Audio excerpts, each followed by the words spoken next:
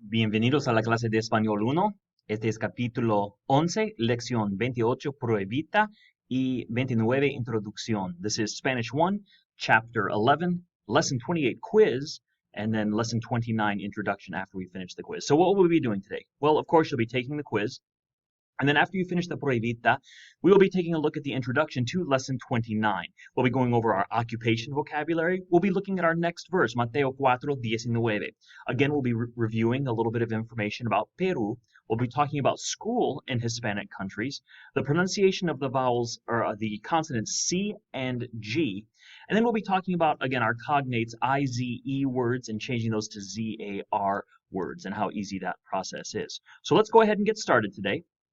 You've got your quiz coming up right now. Go ahead and clear your area, and let's get going on that quiz 28.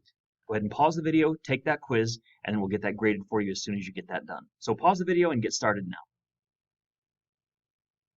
All right, I hope that quiz went well for you. Go ahead and turn that in, and then we will get that graded and get it back to you. I hope you did really well on that quiz.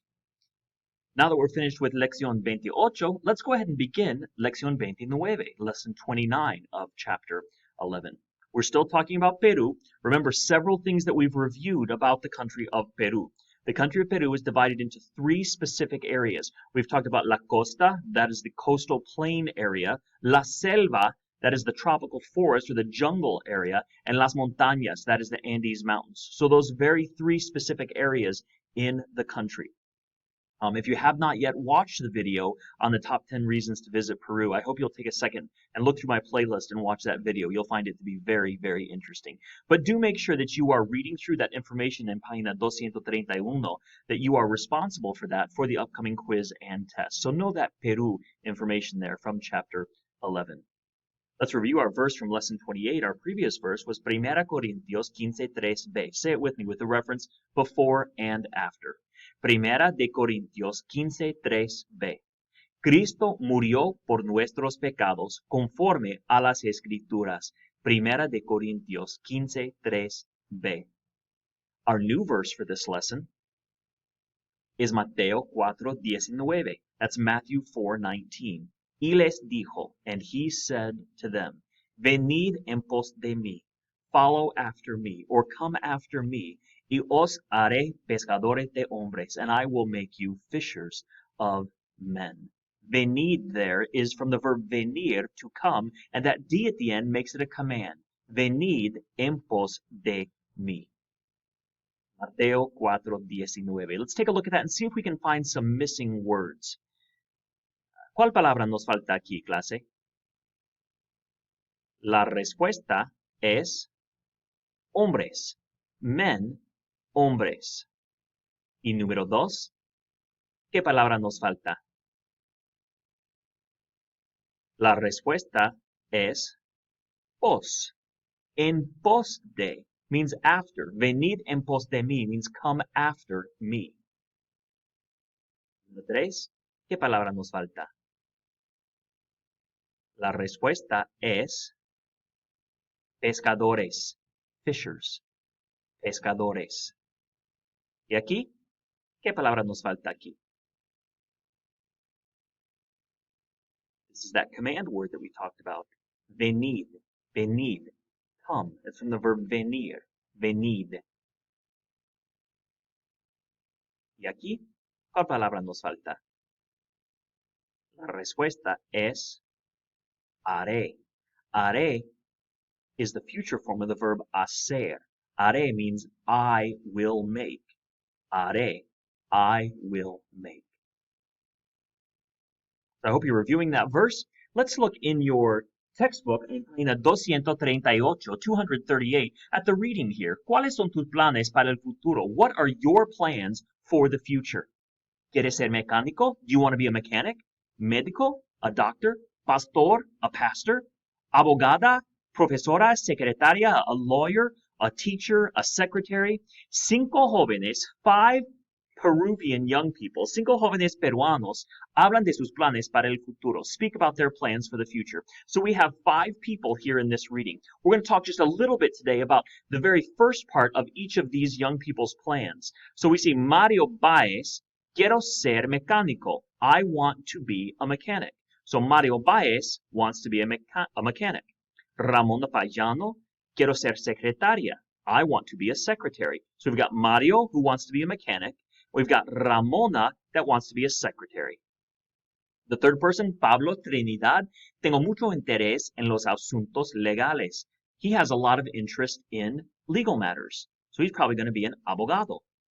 Carmen Rosario, quiero ser economista. She wants to be an economist. She likes math and finance, so she wants to be an economist. Ruben Torres, quiero ser misionero. I want to be a missionary. So we have these 5 Peruanos, these 5 Peruvian young people, and we have the beginning of their interest areas. Read through these. As we go through this lesson, we'll be talking more and more about these 5 people and some of the details that they give us about their occupational interests. There are some questions right there for you in página 239, 239. You should be able, by the time we get through these 5 Peruvian young people's stories, to be able to answer these questions about what these young people want to do with their lives. All of these answers are there in those 5 descriptions. So I hope you're looking at those carefully, and we'll be talking about these conversation questions, conversación, a little bit more as we continue with this lesson. Our vocabulario for this lesson is located en página 240, that's 240 en el texto, enfermero, nurse, enfermero, obrero, worker, obrero. Now, the word obrero is just a general word for worker. It can apply to many different fields, but it's just a general word, worker. Did you notice that with enfermero, it could end in the a, which then tells us that this is specifically a masculine or feminine. So enfermero would be a male nurse, enfermera would be a female nurse. Same with obrero.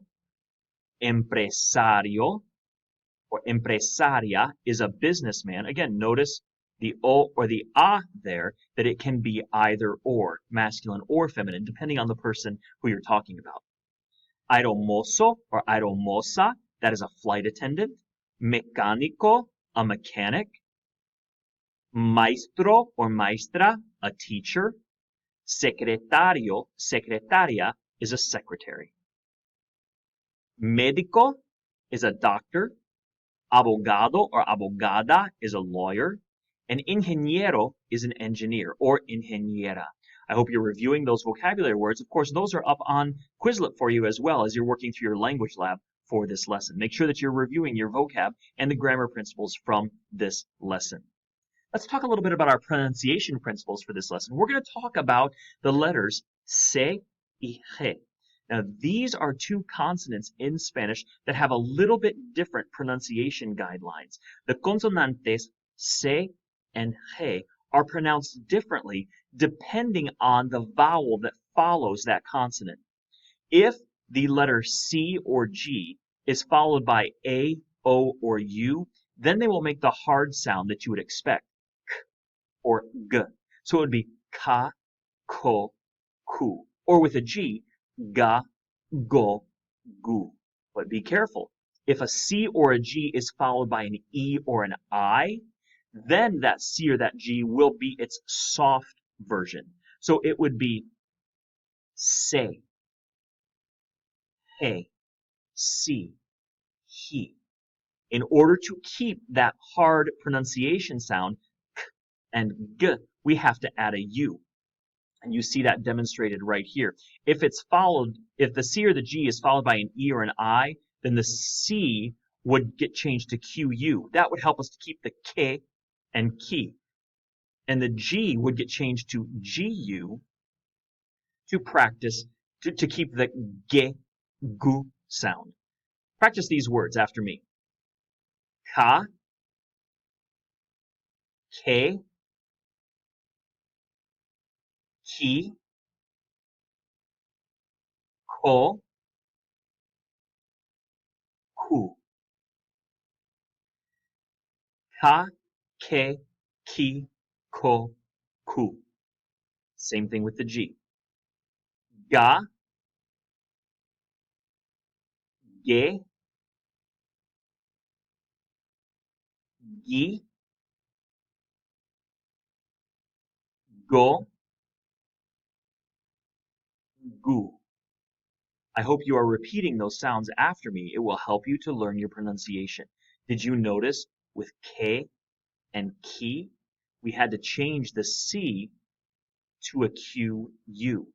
We had to change the C to a QU in order to keep that K sound. It was the same over here with ge and gi. We had to change that G to a GU in order to keep the ge, and GU in order to keep the gi sound. Practice these words after me. Barco, caminar, cuna, queso, aquella, regar, lago, pregunta, mango, guitarra. I hope you'll keep that spelling principle in mind, that when you want to say ge or gi, you have to have gu. And when you want to say ke or ki, you have to have qu in there to keep that pronunciation the same. A couple of things to think about here with our cognates here for lesson 29. Words that in English end in IZE are very simple to translate into Spanish because typically they will just change to IZAR. So words like authorize would become autorizar. Fertilize, the IZE would change to IZAR, and it would be fertilizar. Legalize, legalizar. Organize, organizar. Specialize, we know is special, we'll usually get that E right before, so specialize will become especializar. What about tranquilize? How would you say that in Spanish? Go ahead. Tranquilizar. What about economize? Economizar. What about harmonize? Remember that the H is silent. How would you say harmonize? Armonizar. Mobilize. Mobilizar. And then finally, paralyze. Paralizar. Paralizar. That's a pretty easy translation exercise, and it will help you to know how to translate a great many words that you see that end in IZE in Spanish. As we look to our cultural note here at the end of this lesson, on página 246, we see a cultural note related to education in many Spanish-speaking countries. The exercise starts off with, en muchos países hispanos, la educación es obligatorio hasta el sexto o octavo grado. In many Spanish-speaking countries, education is required or it's mandatory until 6th or maybe 8th grade. So it is required up until that time. Los estudiantes que deseen continuar sus estudios tienen varias opciones. If students want to continue their education after the 6th or the 8th grade, they then have several options. They can enroll in the university where they will study in, or they can study in the secundaria or the high school. Upon graduating from there, they would receive their bachelor's degree. So the education system is a little bit different in los países hispanos than it would be in the United States. You can look at that. I want you to read that cultural note. Take a look at the questions that are there on en página 246 and look through and see how many of those you can answer. It's very interesting how our educational systems, how our schools differ. You'll even see some information about how they do their grades. Most schools don't use the A, B, C, D, F notes or notas, grades that we would use. They would use a 10, 9, 8, 7, 6, 5, 4, a 1. They use numbers to indicate their grades, and I thought that was pretty interesting too. So take a look at that cultural note there on page 246 and see if you can answer those questions as we continue through this lesson. You'll see those cuestionarios right there on page 246 for you. All right, so that wraps it up for us today. We went through, you took your quiz, La Pruebita from 28, and then we introduced lesson 29. We talked about our occupation vocabulary. We went over our new scripture verse. Make sure you are going over both of those verses because you will need to know all of our verses for the test over chapter 11. We talked a little bit more about Peru, and I hope you're taking time to watch that top 10 list of reasons why you should visit Peru. We talked about schools and the education system in Hispanic countries. We went through pronunciation of the letters C and G and how to keep those consonant sounds hard when they need to be. And then we talked about cognates, changing IZE English words to ZAR words in Spanish. Que Dios les bendiga, clase. I hope you have a great time studying your lessons. You get everything done. If you have any questions at all, let me know. Adios.